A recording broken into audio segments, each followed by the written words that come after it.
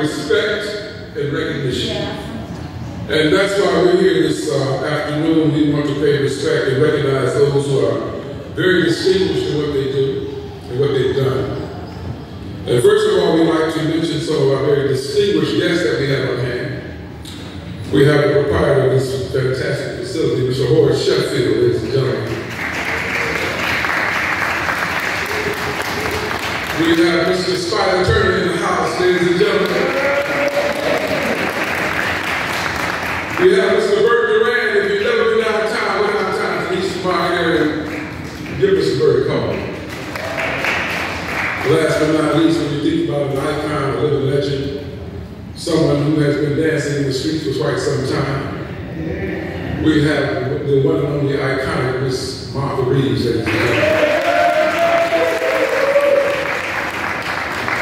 So it is indeed an honor, and I feel very privileged. My name is Stanley Ruffin, by the way.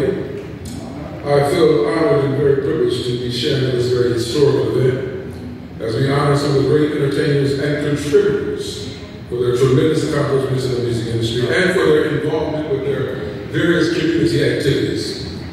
In an effort to continue to honor and acknowledge the legendary careers of some of the great entertainers of our lifetime, the National Rhythm and Blues Hall of Fame is honored to provide the most memorable weekend of activities, and this press conference jumpstarts it all.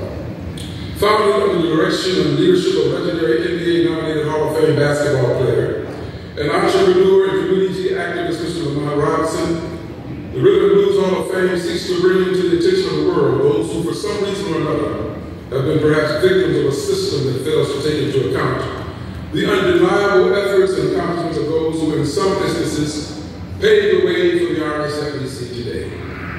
And thankfully, we have a host who is not only a Rhythm and Blues Hall of Famer himself, but an avid and devout historian of the music industry. So without further commentary on my part, it is my honor to invite our host for today's press conference. Not only is he an acclaimed historian of various musical genres, for the past 21 years he has been a radio personality and host for radio station WPON here in Detroit, Michigan. He has made several appearances on the world-renowned unsung TV1 shows that captured the attention of the world. He's a lifelong Detroiter. Let's have a warm and enthusiastic welcome to Mr. David Washington.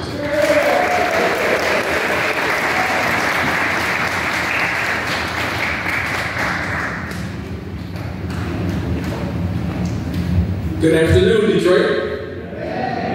Glad to see everybody in the house. Very important that we support our veteran artists who paved the way for the artists of today. I'm committed to the artists of the 50s, 60s, and 70s. That's what the 20 Mary Review show is all about. That's what the Rhythm and Blues Hall of Fame is all about. We must keep the legacy alive. We must start acting like we're overseas and respect the veteran artists. Over there, the veteran artists have only made one record. They're never forgotten. Here, if you don't have a current record, you are pushed aside. And that's a shame on us. Do you agree?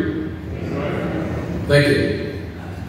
Today, we've come together to talk about the enshrinement of the Walk of Fame here in Detroit, Michigan. Something that's never been done in the Motor City capital. Not only is the Motor City capital, but it's also the music capital of the world. Can you think of a better place where there should be a Walk of Fame musically? It should be right here. It should be right here. For sure.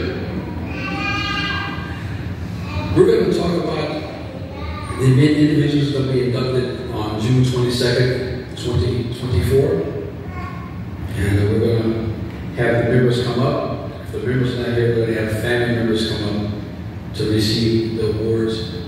And once again, we're going to come back together on June 22nd to enshrine the Walk of Fame here in Detroit, Michigan.